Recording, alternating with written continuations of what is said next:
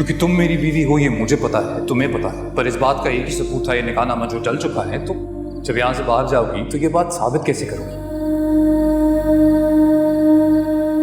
मेरी माने तो एक दफा फिर सोच ले मिर्जा साहब।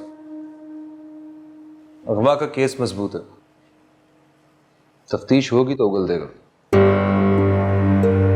नहीं एसपी साहब, मेरी बच्ची घर आ चुकी है।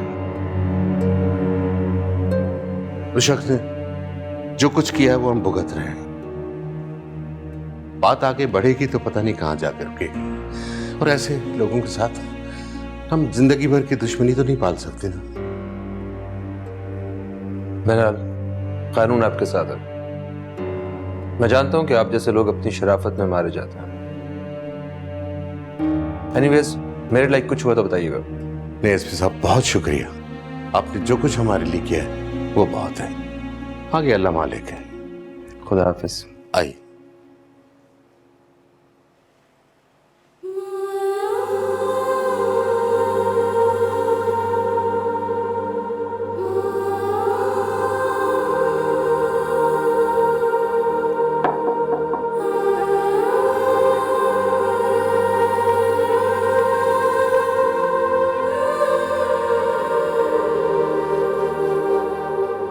तुम भी वही पूछने आए हो ना?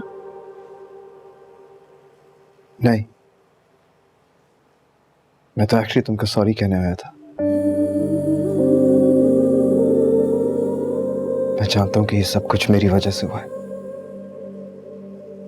काश मैं उस वामिक से झगड़ा ना करता, और काश ये सब तुम्हारे साथ ना होता।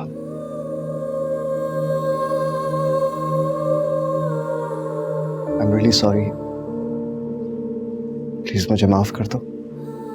मैंने बहुत कोशिश की थी, बहुत सोचा था, बल्कि अब तक सोचती हूँ कि काश मैं उस निकाहनामे पे दस्तखत ना करती, उसके हाथ मर जाती तो बेहतर होता। आयत, कैसी बातें कर रही हो यार तुम? एटलीस्ट तुम तो ऐसे मत बोलो। कि मैं क्या करती? उसके साथ निकाह ना करती तो मैं क्या करती? मेरे साथ जबरदस्ती करता और मार के फेंक देता। देखो, मैं थोड़ा बहुत समझ सकता हूँ कि इस वक्त तुम्हारे दिमाग में क्या चल रहा है। नहीं समझ, तुम नहीं समझते, कोई भी नहीं समझता, ना अब्बू ना अम्मी ना भाई, कोई नहीं समझता। वो बल्कि कहते हैं कि अगर वो मुझे बीवी नहीं मानता तो मैं उसे शौहर भी ना मानूं। कैसे ना मानूं?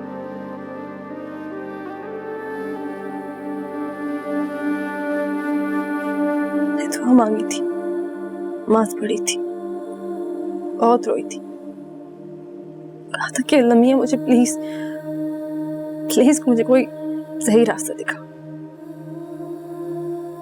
मेरे पास और कोई रास्ता था ही नहीं, मेरे सामने यही था, और अब यही मेरा इम्तिहान है। देखो आयत, फॉर गॉड सेक्स प्लीज अपने आप को संभालो। ऐसे मत करो अपने साथ। क्या ना करूं? हाँ बताओ मुझे, क्या ना करूं?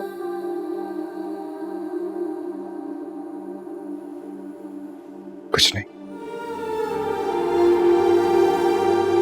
अच्छा प्लीज रो मत, मैं तुम्हारे लिए पानी लेकर आता हूं।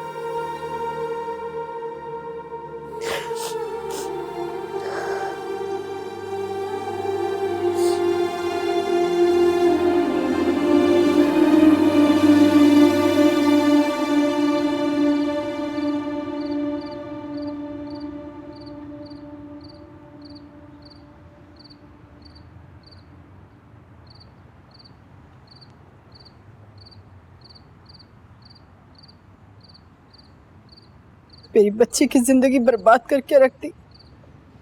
खुदा ही पूछे उसे, ऐसा क्या गुनाह कर दिया था हमने जिसकी इतनी बड़ी सजा मिल गई।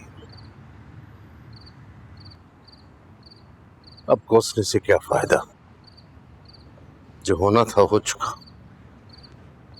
अब सोचना है कि आगे क्या करना है। उसे ना कोसू तो क्या दुआएं दूं मैं उसे? अरे मेरी हंसती खेलती बच्ची को सारी जिंदगी के लिए घर बिठा दिया उसने। ये कैसा इंसाफ है? सुने, आप मुफ्ती साहब से बात करें कि कोई मसले का हल निकाले। बात तो आप सही कह रही हैं, लेकिन मैं सोच रहा हूं कि अगर ये बात घर से बाहर चली गई तो हम कहीं के नहीं रहेंगे। कोई भी हमारी बात पे यकीन नहीं करेगा। अगर फतवा हमारे हक में मिल भी गया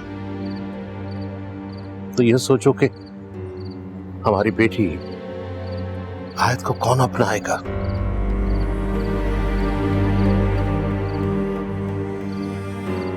यही सोच सोच के तो मेरा दिल बैठे जा रहा। एक हल है मेरे पास। क्या? आयत को वापस कनाडा भेज देते हैं। क्या?